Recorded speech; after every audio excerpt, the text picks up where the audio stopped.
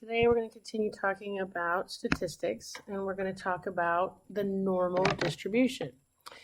It says a normal distribution is one of the most used types of data distributions. These distributions are bell-shaped and symmetric. So here's two examples. It says look at the normal curves to the right. They have the same mean. What is the mean of both distributions, and how do you know that this is their mean? Your mean is the middle, the average. So you find the middle of the tops of your bell, if you will, and you go down to the middle, and that would be your mean. So both curves, even though A is higher than B, both curves have a mean of 52. And symmetric distributions have their mean in the center. On a normal curve, the point where the curve changes direction is called its inflection point. Place the inflection point on both curves. Your inflection point is where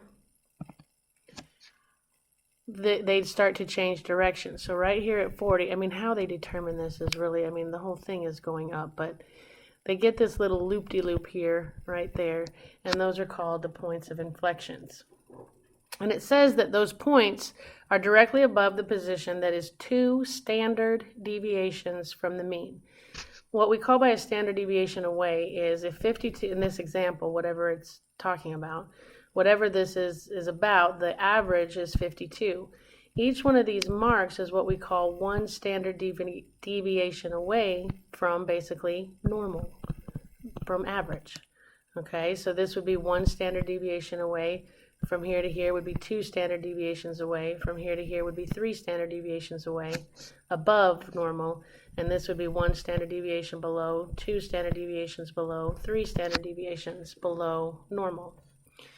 So they want us to use that information to estimate the standard deviations of both curves. Well, for A, they're saying that this point of inflection here, I'm doing A, is 2 standard deviations away from 52. Okay, so I guess these are not marked at standard deviations. So that point is 2 standard deviations away from normal. So if I want to figure out what the actual standard deviation is, I can say, well, for A, for curve A, from 40 to 52, if you take 52 minus 40, that's a difference of 12 steps.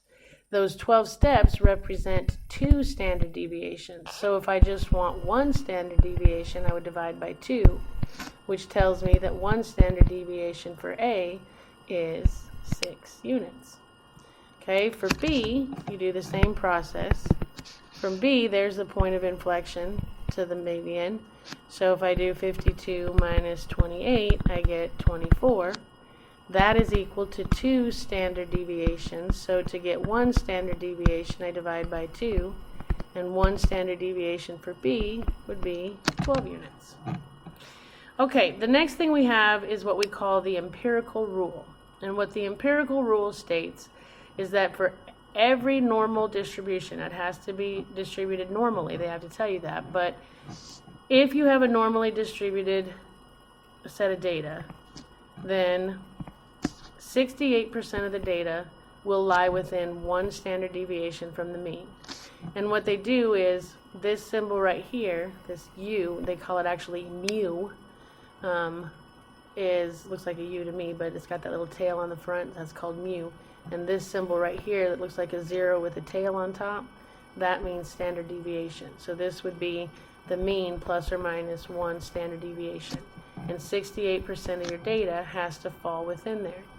So you get this curve, this bell-shaped curve,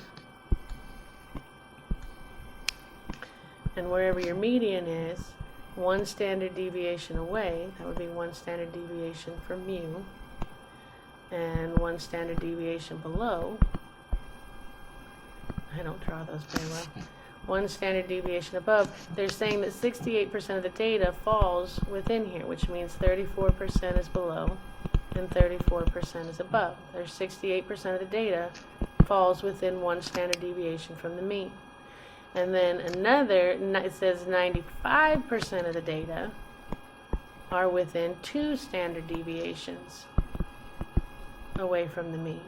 And that accounts for 95% of the data, which means there's 13.5% more here and 13.5% here. And if you add up all those, 13.5, 13.5, 34, and 34, you get 95%. And then on the third one, approximately 99.7% of the data lies within 3 standard deviations from the mean. So you have this third one, -3 standard deviations, +3 standard deviation, and there's another, I don't remember the percentages, 2.35% here, and another 2.35% here. So altogether from these account for 99.7% of the data, although that comes out to like 99.5, but it's close. And then you've got these little outliers that are like 0.15% and 0.15% down here, and those are beyond 3 standard deviations away, and those are just called freaks because they're either really, really high or really, really low. Okay, important note, because the area under a normal curve can be used to represent the probability of an event, we assume that the area includes all possible outcomes of the event. This is why we use the symbols mu and, I don't know what that thing is called. I don't know what that's called. For the mean and standard deviation. So when we talk about x bar, that is the mean of a sample, whereas mu is the mean of a whole population. And you just do S, capital S, for the standard deviation of a sample, and you do this symbol, I really should find out its name, to represent the standard deviation of a population.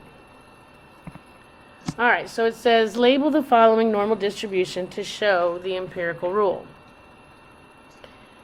And they do a much better job than I do. So, while you're drawing yours, okay, right smack dab in the middle, you put mu here. Okay, then 1 standard deviation away would be mu plus 1 standard deviation, and this mark would be mu minus 1 standard deviation. And we know that 68% of the data falls within there, so that's 34 plus 34, and that's where they get the 68 from. The green lines, okay, your green lines represent your mu minus 2 standard deviations and mu plus 2 standard deviations. And like I said, there's 13.5% here, 13.5% here. So if you add up all 4 of those numbers, you get 95%. And then if you go to 3 standard deviations out, I got blue. This would be mu minus 3 standard deviations. This would be mu plus 3 standard deviations. And that is, under this curve is 2.35, and under this curve is 2.35%. And if you add all those up, you get 99.7. Okay, and then if you add up very, very out here, you can't even see underneath here, those are your outliers, and those are 0.15% way above and way below. So notice that only 5% of the population lies plus or minus 2 standard deviations away. Okay, that would be 2.5, and this would be 2.5, which comes out to 5%. So only 5% of the population in a normally distributed curve are outside of 2 standard deviations away from average. In statistics, we consider this the average part of the population. So if everything between here is what we call average. These would be called below average if it's more than 2 standard deviations away. And if it's more than 2 standard deviations above, we would say that that is above average. So anything between 2 standard deviations away is average, below and above. Alright, so it says, according to the empirical rule, approximately what percent of area under the curve lies to the left of mu, to the right of mu, between mu minus 1, and all that stuff. They're basically asking you to come up with these percentages. So if we label our, this would be mu, this would be, I'm not going to draw it. It's on the last page, right? So there's my percentages, the empirical rule. So it says, what is the area under the curve that lies to the left of mu? To the left of mu, we're talking from this point on. So that would be to the left, Tamsin. This way. So that would be 0.15 plus 2.35 plus 13.5 plus 34 is 50% of the data, which makes sense. You didn't even need to add up the numbers. You can tell just by looking that half of the data is to the left of mu. And guess what? To the right of mu is going to be 34 plus 13.5 plus 2.35 plus 0.15, which is also going to be 50% of the data. Okay, so now what about between mu minus standard deviation and mu plus 1 standard deviation? They're talking about, let me get a different color here. They're talking about between mu minus 1 standard deviation and mu plus 1 standard deviation. So that would be 34 plus 34 is 68% of the data. Then the next one, they want to know what percent of the area lies under 2 standard deviations away from mu. Let's use, blue. I already used blue. Oh well. So now I want to know what's between 2 standard deviations away. So that would be the 13.5.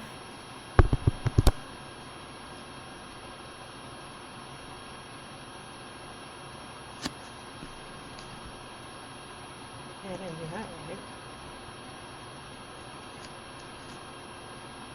64. Yeah, you got 13.5 plus 34 plus 34 plus 13.5, and that comes out to 95%. Okay, so between 3 standard deviations away, that would be between here and here. So if I add up all those percentages, you get 2.35 plus 13.5 plus 34 plus 34 plus 13.5 plus 2.35, and that comes out to 99.7%. And then they want between, a different color here, they want between mu minus 2 theta, so that would be right here, and mu minus 3 standard deviations would be right here.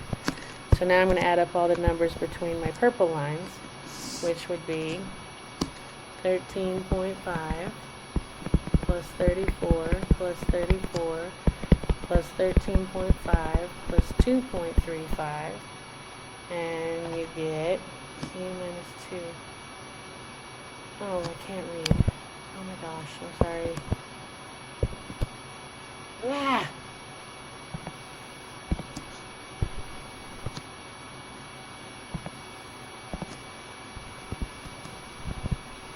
Okay, let me do this again now. Between mu minus 2 and mu minus 3. I apologize, I thought that said u plus 3. So all that is 2.35%. And then they want how much is above average. Remember, above average is anything beyond 2 standard deviations away. So that would be 2.35 plus 0.15, which is 2.5%. Okay?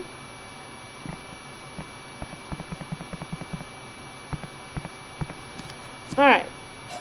So this one says, assuming that the heights of college women are normally distributed with a mean of 65, so that means right there in the middle, you have a mean of 65, and it has a standard deviation of 2.5. So if I draw my little lines here, 1, 2, 3, you've got 1 standard deviation away. So all you do is you add 2.5 to 65, and that gives me 67.5 plus another 2.5 gives me 70, plus another 2.5 gives me 72.5. To go backwards, 65 minus 2.5 is 62.5, minus 2.5 is 60, minus 2.5 is 57.5. So, now that you have that, and we can put our percents in, this is 34, 34, 13.5, 13.5, 2.35, 2.35, and that's 0.15, and that's 0.15.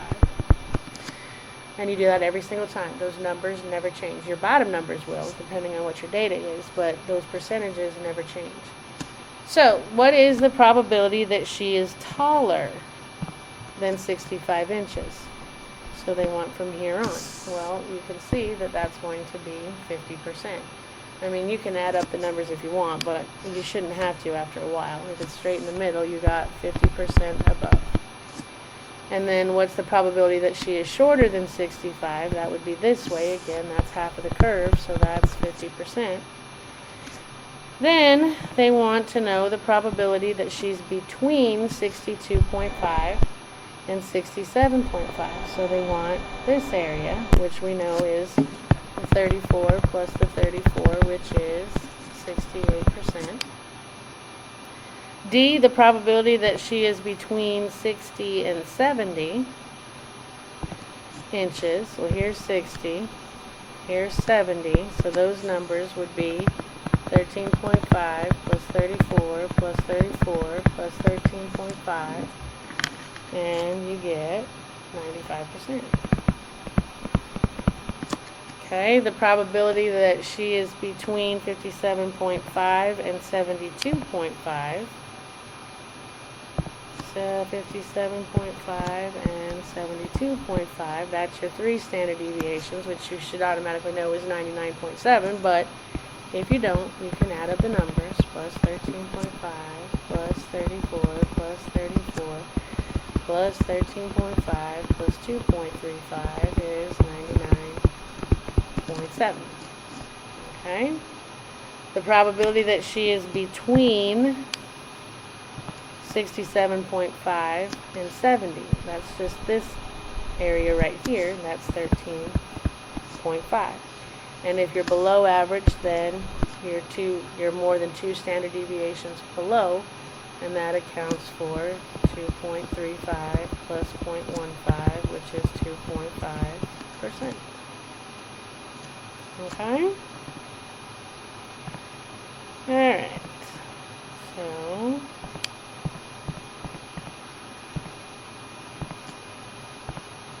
Alright, so it says the IQ scores of human beings are believed to be normally distributed with a mean of 100 and a standard deviation of 15. So I put 100 in the middle. 1, 2, 3. 1, 2, 3. You got your 34, your 34, your 13.5, 13.5. 2.35, 0.15, 2.35, 0.15. And a standard deviation of 15. 100 plus 15 would be 115, plus 15 would be 130, plus 15 would be 145. 100 minus 15 would be 85, minus 15 would be 70, minus 15 would be 55.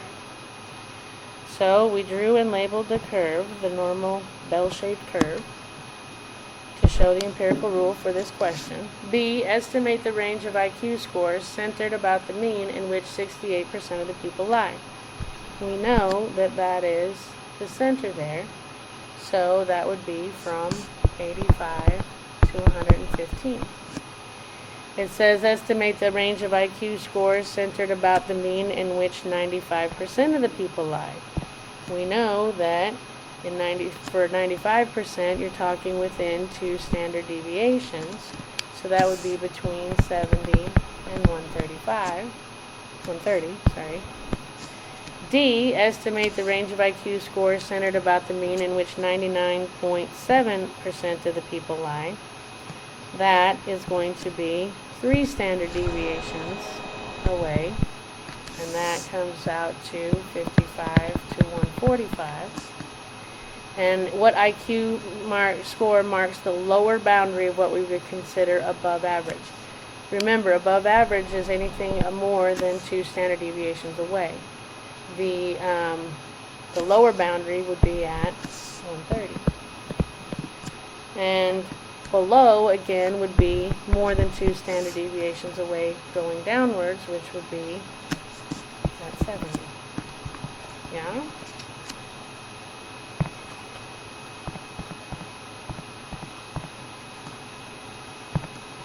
Alright, so 4. The heights of 3-year-olds at a preschool averaged 35.2 inches.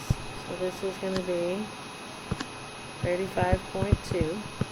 And it has a standard, wait, 1, 2, 3, 1, 2, 3, 34, 34, 13.5, 13.5, 2.35, 2.35, 0.15, 0.15. You should be able to do that in your sleep after a while. Alright, so we've got a standard deviation of 1.2, which means this next mark is going to be 36.4. The next mark is going to be 37.6 and 38.8. Going backwards, subtract 1.2, you're going to get 34, and 32.8, and 31.6. So it says if a 3-year-old is 37 inches tall, are they considered to be above average in height for their age group? Well, if the kid is 37 inches tall, that's somewhere over here. And above average height would be from 37.6 on. So, no, because 36.4 is less than 2 standard deviations above mu. Okay? Alright, this next one, it says, suppose the annual rainfall in an Alaskan town is normally distributed with a mean of 150 inches per year. So there's your mean. And a standard deviation of 36 inches. So they're not giving you, these marks do not indicate standard deviations.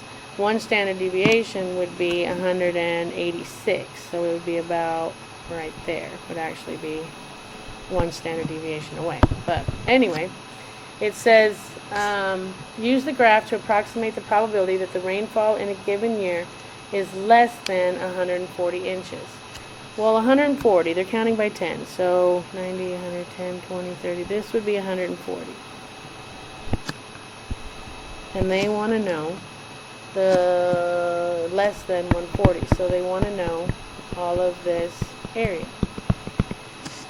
Well, it tells you that the area under the normal curve below is equal to 1 unit. Each grid square has an area of 0.01. Well, what I decided to do, instead of trying to figure out how many whole squares are in here by counting them up, I know that right here is the mean. So I know that the area in red would account for 50%. So if that's 50% of the data, why don't I just subtract off 1, 2, 3, 4, 5, 6, 7, 8, 9, 10, 11 squares. So if I take 50 and I subtract 11 of those squares, which are each worth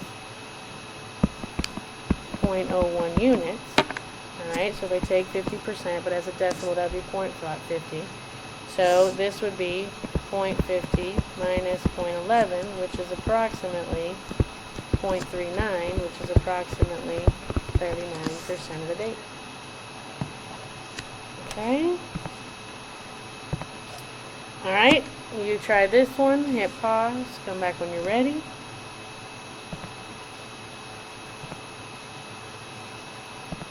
And hopefully you got 10.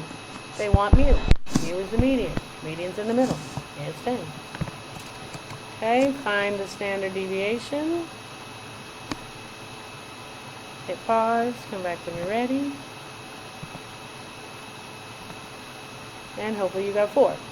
If they've marked this, and they have because they put the lines there, then that's 1 standard deviation away. So 29 minus 25 is 4 steps for a standard deviation.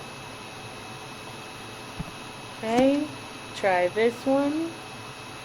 Hit pause, come back when you're ready.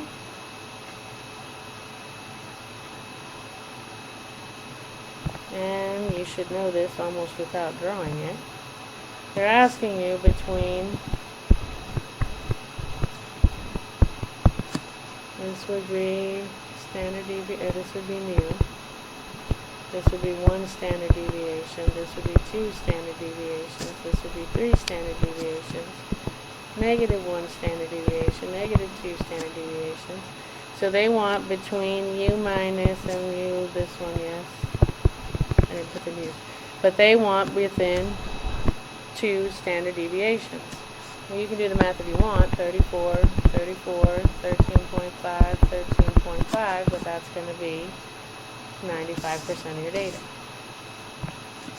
Okay, try this one. Hit pause. Come back when you're ready.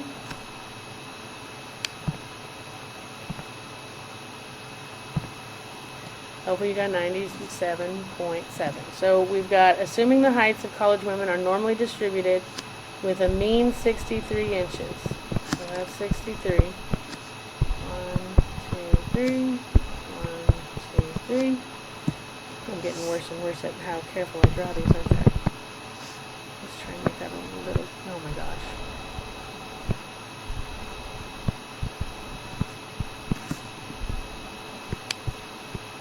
There you go, a little better.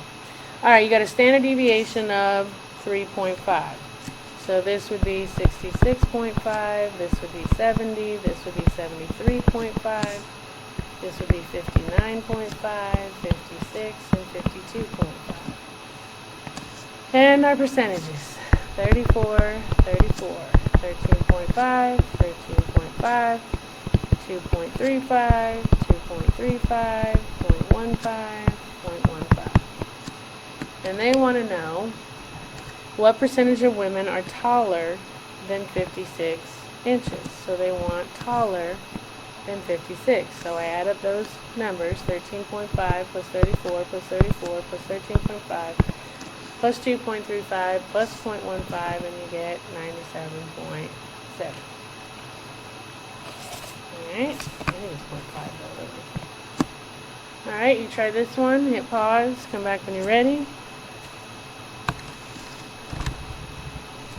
And hopefully you got 2. Alright, we've got another college women are normally distributed, but now we have a mean of 62.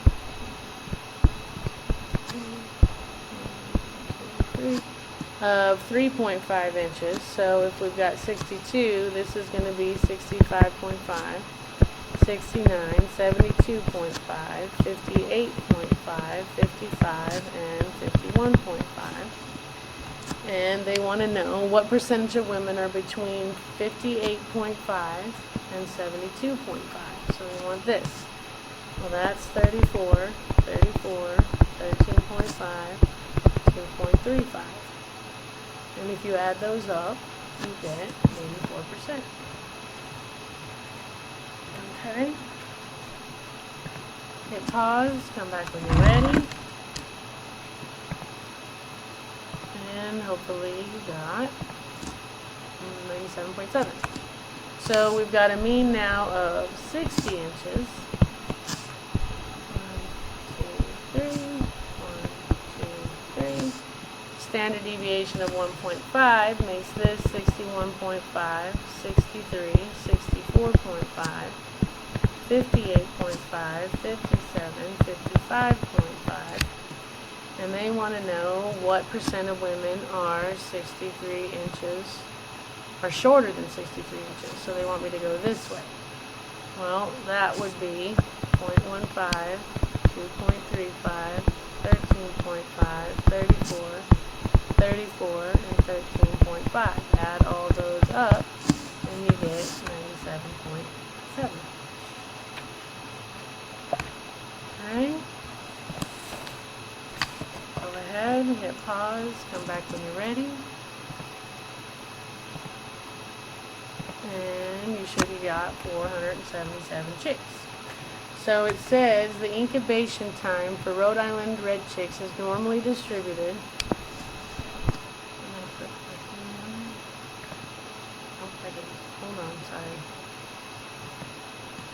So I gotta draw my own. Normally distributed with a mean of 22 days and a standard deviation of 3. 1, 2, 3. 1, 2, 3. That would be 25, 28, 31, 19, 16, and 13. And they want to know 16 to 22 days. Well, that's 34, and that's 13.5, right? That comes out to 47.5% of that data of the chicks are going to hatch in 16 to 22 days. But how many chickens is that? Well, you're finding that you have a percent. It's 47.5% of the eggs.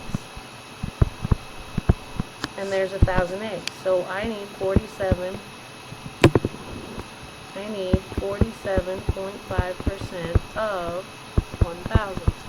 So if you type 0.475 times 1,000, you get 475 chicks.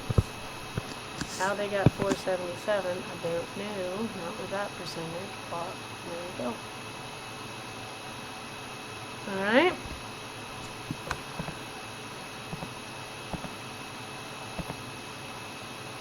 And there we try this one. Hit pause. Come back when you're ready. And hopefully you got from 1260 to 1404. So it says, at a certain excavation site, archaeological studies have used the method of tree ring dating in an effort to determine when people lived in there. Wood from several excavations gave a mean year of 1332,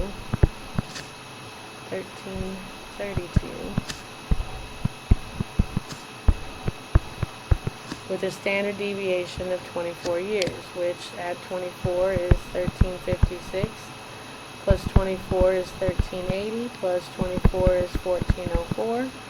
Subtract 24, you get 1308, then 1284, and then 1260.